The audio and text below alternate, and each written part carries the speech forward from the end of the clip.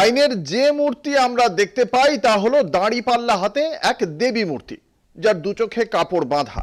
এর মানে এই নয় আইন অন্ধ, না, অন্ধা কানুন নয়। এর মানে হলো আইনের চোখে সবাই সমান, আইনের ওপর কেউ নয়, সবাইকেই আইন মেনে চলতে হবে। রাজ্য সরকারের পক্ষ থেকে রিভিউ পিটিশনের আবেদন করা হয়েছে, তবে আইনের বাইরে গেলে জটিলতা বাড়বে।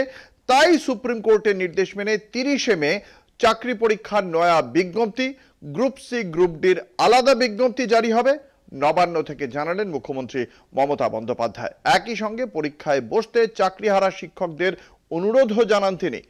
মুখ্যমন্ত্রীর বক্তব্যে খুশি নন চাকরিহারারা, তাঁরা জানিয়েছেন আন্দোলন চলছে, চলবে।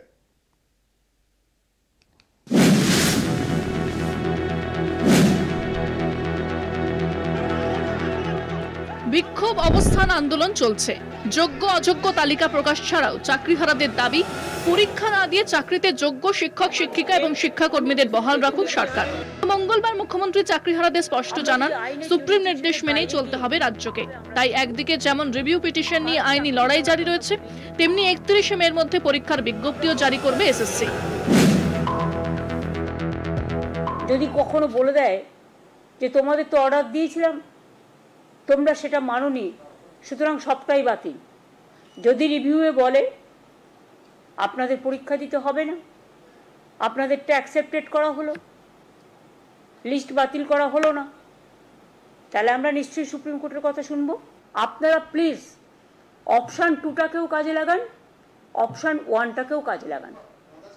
অপশান 1 যদি হাত থেকে বেরিয়ে যায়, তারপরে যদি অপশান 2 রিভিউ করেও আমরা যদি বিচার না পাই, তাহলে কিন্তু আপনাদের আর সুযোগ থাকবে না চাকরিটা ফিরে পাওয়া।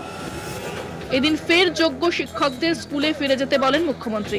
তিনি জানান, কোর্টের নির্দেশ না মানলে 26,000 শিক্ষক বিপদে পড়তে পারেন। আজকের যে নোটিফিকেশনের বার্তা উনি দিলেন, এটা পরিষ্কার সমস্ত যোগ্য শিক্ষক শিক্ষিকা এবং শিক্ষাকর্মীদের জন্য একটা মৃত্যু পরোয়ানা উনি আজকে আমাদের জন্য ঘোষণা করলেন। নেতাজি ইন্ডোর স্টেডিয়ামে যে মুখ্যমন্ত্রীকে আমরা দেখেছিলাম যে উনি থাকতে একজন যোগ্যেরও চাকরি যাবে না, আজকের মুখ্যমন্ত্রী কিন্তু সেই দিনের থেকে আলাদা। অর্থাৎ উনি আইনটাকে মেনে করবেন। কোনো একটা জায়গায় মনে হচ্ছে যে সুপ্রিম কোর্টের অর্ডারটাকে উনি অ্যাকসেপ্ট করে নিয়ে যে রাজ্য সরকার এবং স্কুল সার্ভিস কমিশন যে দুর্নীতি করেছে সেটাকে পুরোটাকে এড়িয়ে যাওয়ার একটা মানসিকতা আমরা দেখলাম।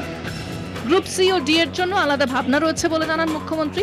তিনি জানান, গরমের ছুটি শেষ হলে আবার রিভিউ পিটিশন রেজ করা হবে। আইনজীবীরা সাধ্যমতো লড়বেন। চাকরিহারাদের পরীক্ষায় বসতে অনুরোধ মুখ্যমন্ত্রী। কলকাতা টিভি।